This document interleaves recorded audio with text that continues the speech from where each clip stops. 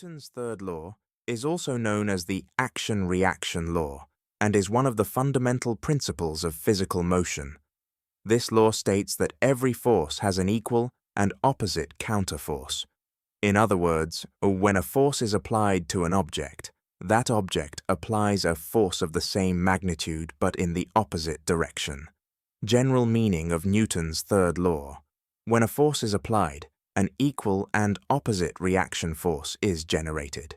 For example, if you try to push someone from behind, you apply a force to them, but they also apply a force of the same magnitude but in the opposite direction to you. These forces are interconnected and affect both objects involved. Explanation with examples. Walking. When you step on the ground, your foot exerts a force on the ground, your weight. The ground applies an equal but opposite force back to your foot. This reaction force helps you move forward. Rocket propulsion. When rockets launch into space, the rocket engines push gases backward.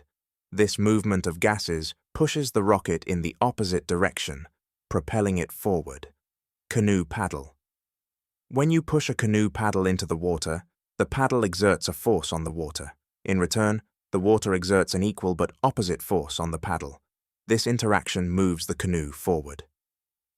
Mathematical expression. Newton's third law is generally expressed as F A on B equals negative FB on A, FA on B equals negative FB on A, where FA on B represents the force applied by object A on object B, FB represents the force applied by object B on object A on FB on A represents the counterforce applied by object B on object A. Key points. Forces always occur in pairs.